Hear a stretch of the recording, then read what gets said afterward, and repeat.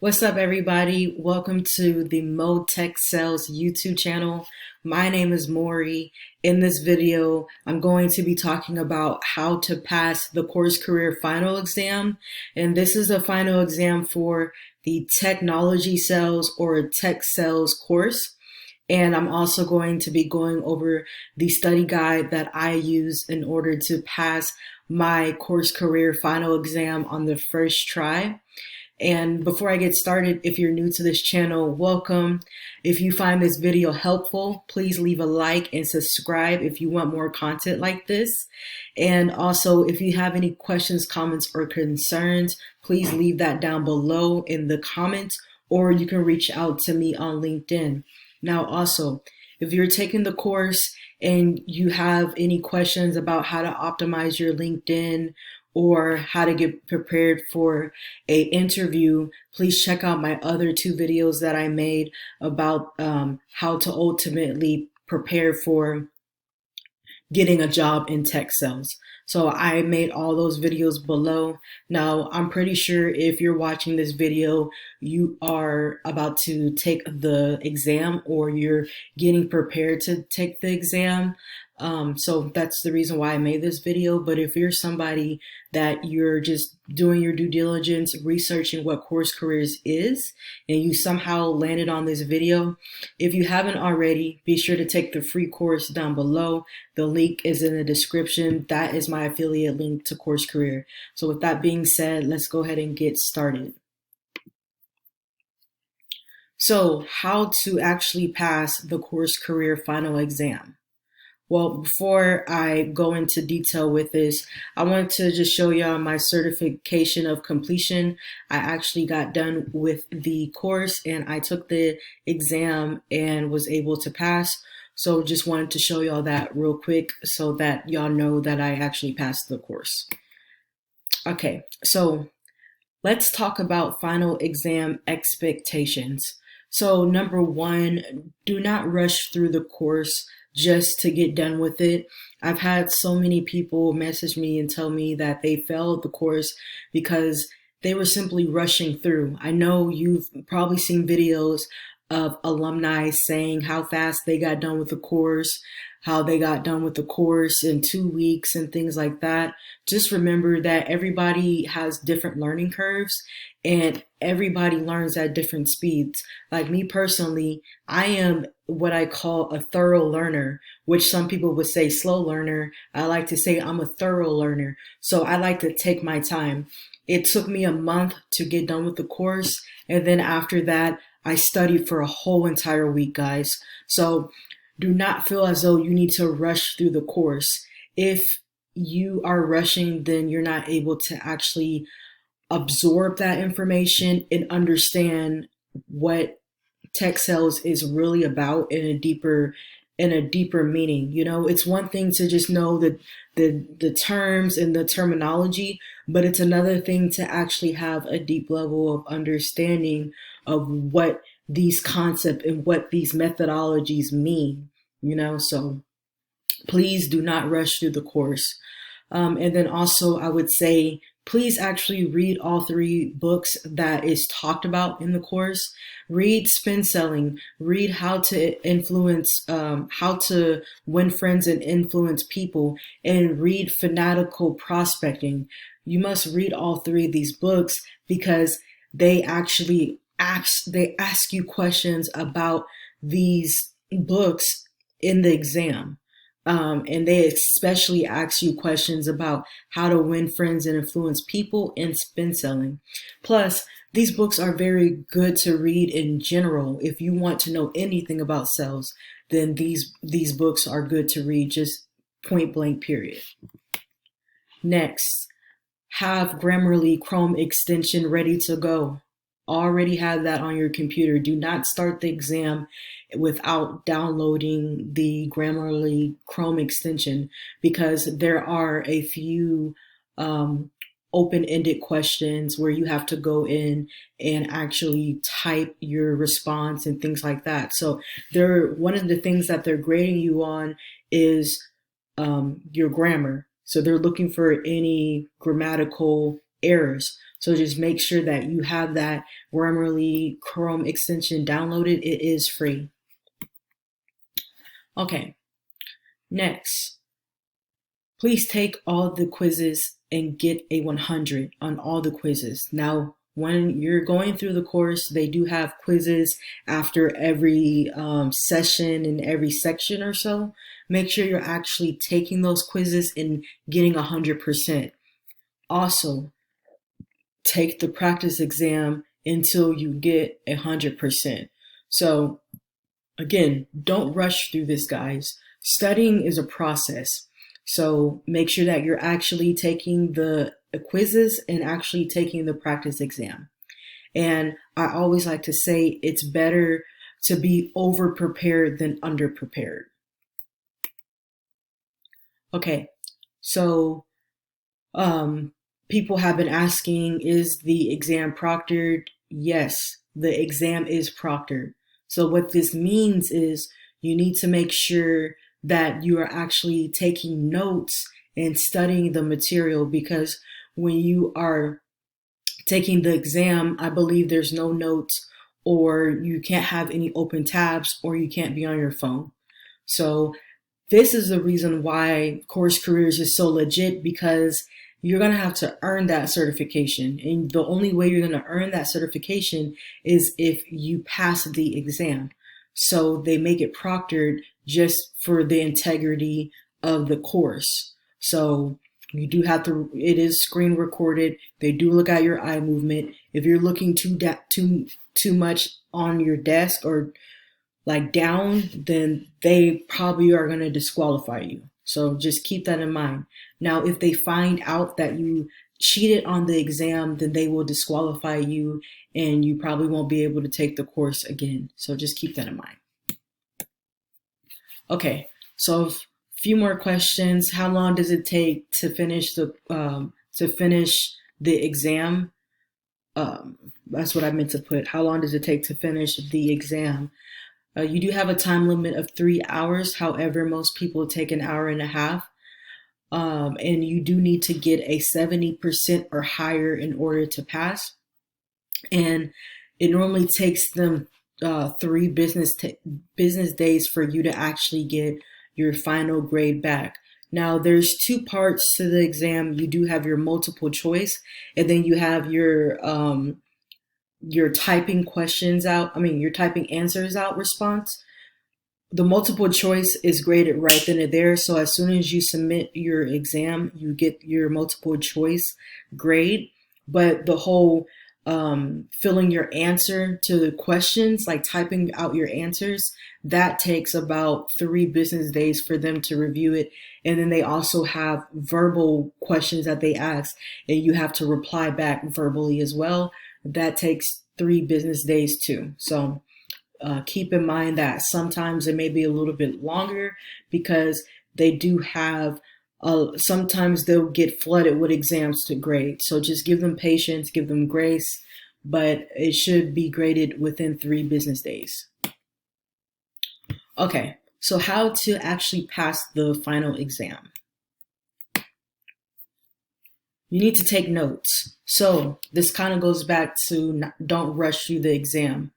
When you're taking the course, make sure you take detailed notes. This is the notebook that I use to take the course with. And as you can see, like, I filled out all of this. So all of this is notes that I took from the course. So all of it, I used this notebook and took notes. So you want to make sure that you do the same thing. I pretty much have this whole notebook filled out with just notes, guys. So make sure that you're not rushing. You're taking thorough notes. You can always go back and rewatch the videos as many times as you need, but take notes. And then also go back and read those notes too. I've seen some people that will take notes, and then when it's time to study, some people don't even study, to be honest, because they feel like they can wing the exam. But make sure that you're actually going back and reading through your notes. And then also you want to make flashcards. Now, this is something that I do a lot, because it helps me remember things. So I did that a lot with the terminology to questions and stuff like that. As you can see, these are my note cards that I have, just so I'm able to show you that I do practice what I preach. So make flashcards and actually go through and study them. So anytime I have free time, I would just be studying my flashcards. So make sure that you make that and actually study them. And then you can also have a study buddy that can help you out. So in my case, I didn't really have a study buddy. I was just rely on me just studying. But I know some people enjoy having a study buddy. So you can team up with somebody and y'all can both study together. Me personally, I don't really do too much study buddy sessions, but I know there are people out there that really get value of studying with people. Next, you want to set up at least 1 to 3 hours for studying, distraction free. So this is so important, guys, because this is the reason why so many people are not passing on the first try, because whenever they go to study, they have distractions like their phone. Their phone is on do not disturb. They're having their phone, they're checking social media, and it's very easy to get distracted with your phone. So when I studied, I would sometimes go to Barnes and Noble. I would keep my phone sometimes in the car. Sometimes I would turn off my phone, put it in my bag, but I would just keep it out of sight. Therefore, it's out of mind. So you have to do the same thing. If you have a noisy house, you have kids at the house. Kids, they love to distract you whenever you're busy, right? So you can have a sign on your door just saying do not disturb, or tell them, hey, I'm about to go study for about 1 hour, maybe 2 hours. Don't disturb me. So make sure that you're telling the people that you live with to leave you alone while you're studying. Now, if it gets too crazy, you can always go to a library. You can go to Barnes and Noble, maybe Panera Bread, but always want to make sure you go somewhere quiet to study. Okay, so next I want to talk about the Course Career Tech Sales Study Guide. So I'm going to go ahead and show y'all that next. Okay, so here's the study guide that I used. I can leave a link down below in the description to this study guide. But I got this study guide from a lady on YouTube. So whenever I was like you, I was on YouTube looking at study material and things like that. But I found this really useful study guide, and I just studied it in order to get prepared for the final exam. So right here, it talks about, let me zoom in a little bit. I don't have my glasses on. Okay, so right here, it talks about pretty much the expectations for the final exam. So there is a total of 50 questions. It is proctored, which I already talked about. There is no notes, no phones are allowed. You can't look away from your computer or leave your computer, guys. So keep that in mind. Once you push start on your exam, you have to be locked in until you're done with that exam. If you walk away from your computer or run out of time and you're not done answering your questions, then, tough cookie. And then also, this results, so in here, this will result in your test being invalid. And then also, if you're found cheating, then you will be disqualified from the course and get no refund. So as you can see, they're not playing. They're really cracking down. Why? Because that certification that you get after you have passed the exam, that really holds weight, guys. And so they're not just willy-nilly giving it out, to people. You have to work for that. So let's move on. You get 2 free tries. You get 2 free tests that will be manually reviewed and graded. So how I was talking about earlier with the written answers and then the verbal answers, that is being manually graded. So the course career instructors are actually reading your responses and listening to your verbal responses. So keep that in mind. Now, you do have multiple choice questions. You get a 1 point for each multiple choice question that you get correct. You do get multiple choice grammar questions, which you do get 1 point for each one that you get correct as well. And then you get written questions. You get 2 points for each question that is written. For each answer that you write well. So keep in mind, with these written questions, don't half-ass it.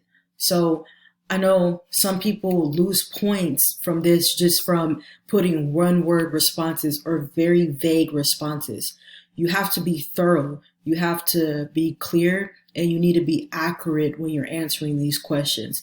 So one thing that I did whenever I would answer these questions is I would put at least 2 to 3 sentences that were well structured, grammar error free, and that made sense, and it was pretty clear. Like, they could understand what I typed, and they can read it and understand how I answered the question. So they're looking for that.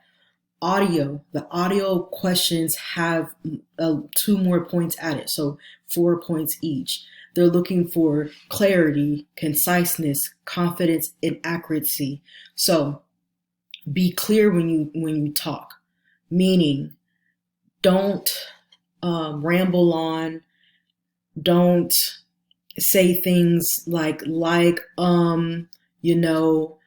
get to the point, be concise, get to the point, be confident with how you're speaking. They're looking for your tonality and your pitch, and then also be accurate, meaning that you need to actually say the right answer and don't say the wrong answer. So they grade all of that. Also, they do have a mock prospecting email, which is 10 points. So what they're looking for is email structure, clarity, grammar, and then action. All the things that they mention during the course. Okay. So right here it says you can retake each past quiz and get 100, which I already said. And then this is part of your studying, guys. Do not come into the exam with not having to actually, without not taking the quizzes and getting a 100. So make sure that you're getting a 100 on all those quizzes, okay? And then over half of the questions are multiple choice. So make sure that you're ready for that. Now, I know what kind of tripped me up the most were those grammar questions. Like they ask you what are adjectives, which word is correct in the sentence, and things like that. So be sure to brush up on, grammar before you take this exam. Okay, so what topics to study? You need to study those basic terms. So you need to study terms like, what is the sales cadence? What does the sales process slash sales cycle look like? What's the sales funnel?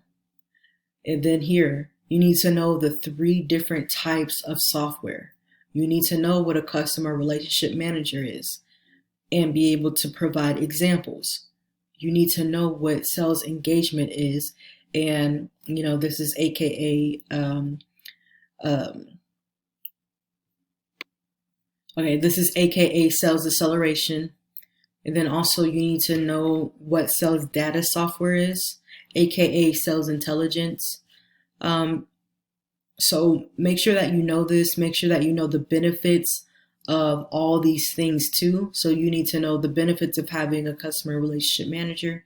You need to know the benefits of sales engagement, and then the features and examples. You need to know the benefits of a sales data software, the features and some examples. And also another thing that they go over is the 4-step research process. What do those research phases look like? So I remember this was taught at the beginning of the course. So they want to know if you're able to build a company list based off of your ideal customer profile. That's step 1. And then building the contact list based on the buyer's persona. Find contact information. from each contact, or find contact, yeah, for each contact, and then finding relevant ways to personalize the outreach. All right, cold call. They do have a cold call. They do have a few questions over cold call. You need to know the cold call formula. So you need to know the intro. What's all in the intro? You need to know the reason. The why are you calling these people? What value proposition do you have? What questions do you want them to answer? You also need to know qualifying questions. You need to be able to build need and meet minimum qualifications. And then you need to ask. You need to ask for a meeting, ask for a call. So here we have the initial cold call is to get the meeting. The most powerful tool in prospecting is actually calling. So intro is who you are, reason, why are you calling, and why should they even care? Qualify, asking the right questions to see if they're the right fit. And then the ask, what do you want? You want a meeting, you want an appointment schedule. They also go over the 4 stages of a discovery call. So we have the preliminaries, we have the investigating stage, we have the demonstrating capabilities and obtaining commitment. Next, spin selling. They ask, I'm gonna be honest with you guys, they ask about 5 questions over spin selling. So, like I said earlier in this video, make sure that you're reading spin selling. If you don't like reading, hey, I don't like reading either. Get the ebook, get the audiobook, listen to it. I listened to it while I was cleaning, while I was working out. Just listen to it as many times as you feel necessary. I get it. Most of us don't like reading. I prefer listening. Other people prefer reading. Me, I absorb more whenever I listen. So they do have the audio book available for all the 3 books that are going to be asked in the final exam. You need to know what spin selling is and what BANT is. So spin selling is a sales methodology, okay? It's whenever you're doing your discovery questions, pretty much. BANT. BANT is budget, authority, need, timeline. Very important, and it goes hand in hand with spin selling. So you need to know what is the most important part of BANT. Is it budget? Is it authority? Is it need or timeline? It's need, because if they don't feel like they need it, then there's no point of trying to figure out if they have a budget for it. So you have to make sure that they have a need for whatever it is that you're trying to sell them. Okay. Cold email. Again, going back up here, you are going to have a mock prospect email that you're going to have to type up. That is worth 10 points. That is worth a lot of points, guys. Do not half-ass this. Make sure that you are following the cold email formula from top to bottom. Do not miss a beat, because if you don't follow this structure, they will take points off. And you need every point. So make sure that you're actually practicing your cold email. Make 2 to 3 cold emails. That way you get the hang of how it's supposed to go. You can send me your cold emails. I will read them and let you know if they're good or not, or what you need to work on. So just remember that this is a huge part of what you're going to be doing as a business development representative and as a sales development representative. So this is part of your outreach cadence. So remember what a cold call is, why is it so important, what the structure is, and how to actually write one. So the cold call formula is intro, you need to address them, reason, why are you contacting them, why are you sending an email out, you need to have a value proposition, what solution do you have that will solve their problems or challenges, or their difficulties, and why should they even care, what sets you aside from the competition. And then essentially you want to ask for a meeting or just an introduction. And then you need to go ahead and close off, sign off. So you need to, like I said, practice writing a cold email if you have not done so. So that is one of the assignments that they give you. This one, organizational structure. They will ask you a few questions over this. Now, I'm not going to lie, I got this question wrong on the exam because I overlooked the organizational structure. I didn't think it was a big deal and I regretted it because I could have got a higher score if it wasn't for these organizational structure questions. So make sure that you're following this whole entire study guide. Guys, don't overlook things. Make sure you study everything that's on this study guide. Make sure that you understand the titles that everybody has in the company, what their responsibilities are, and who makes the decision, who has those decision-making abilities, and in what areas are they able to make a decision. So depending on what you're selling.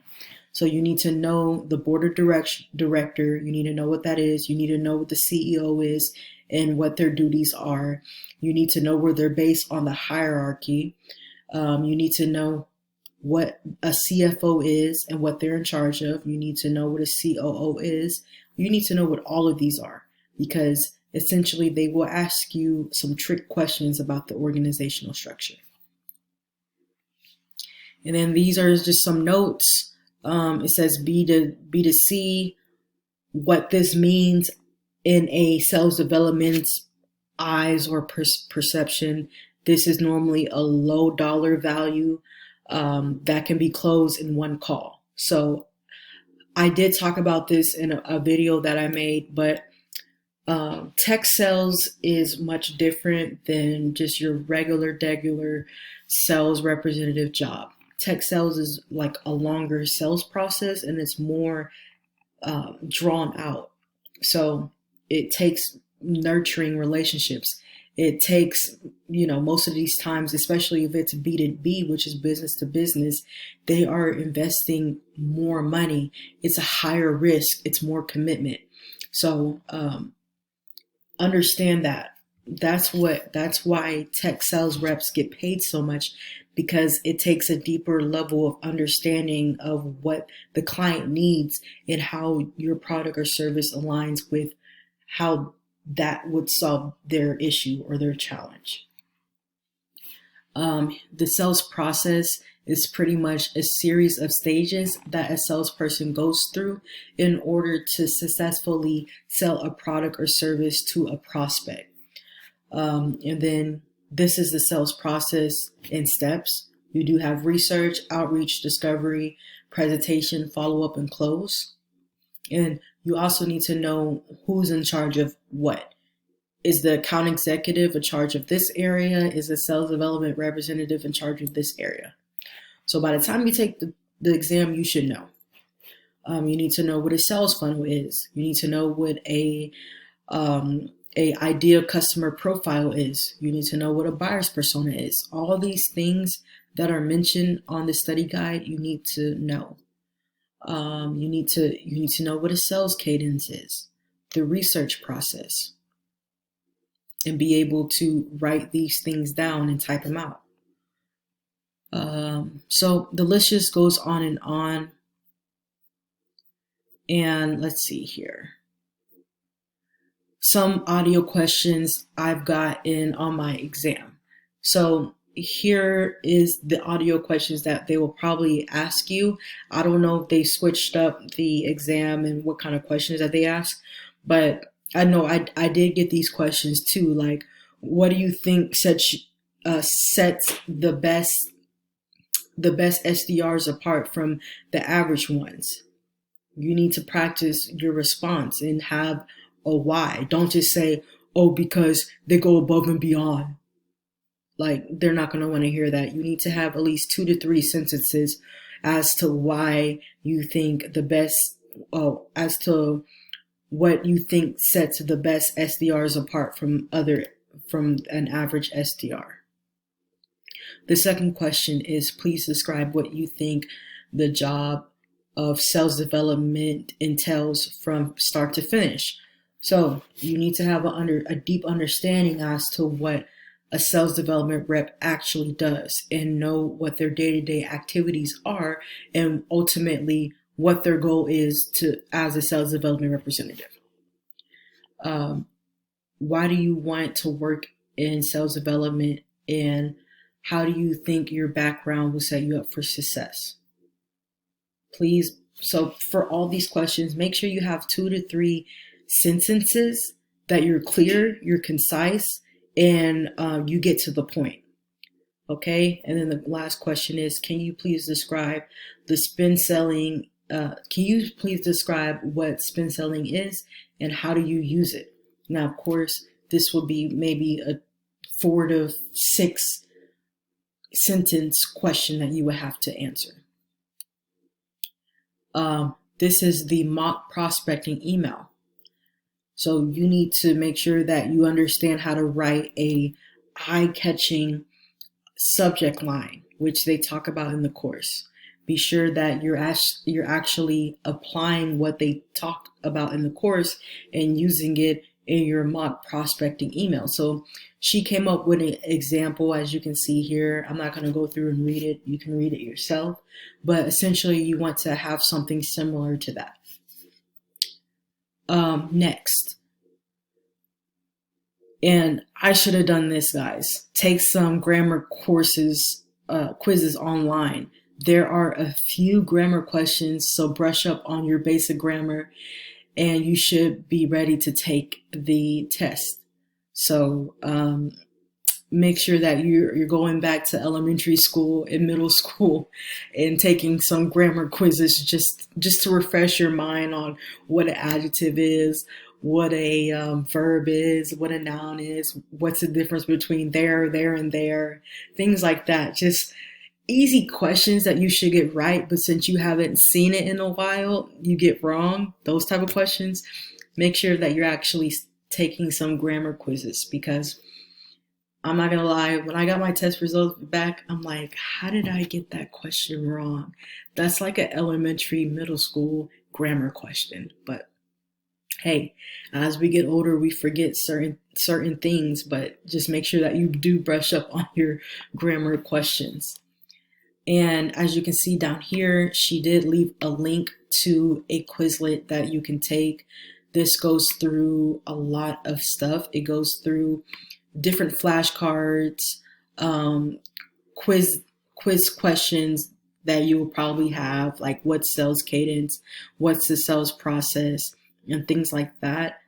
I'm going to be making another video here pretty soon, just going over the terminologies, the tech sales terminologies, and just things to know before taking the exam, just more into depth about like what's the cold call formula and things like that. So I know that was really helpful going through that and hearing somebody read that off to me, but now I want to get back and do the same thing. But essentially, you just want to make sure that you overstudy. Don't go into the exam without taking the quizzes and actually taking the practice exam. Don't feel like you need to rush just to prove a point. And if you're not ready, don't take the course. Don't take the exam. Don't cheat, because they will know. And yeah, so be sure to like this video if you found it helpful. Subscribe if you like this channel, you like content like this, and be on the lookout for my course career tech sell terminology list that I'm going to go over. So with that being said, see you later. Peace.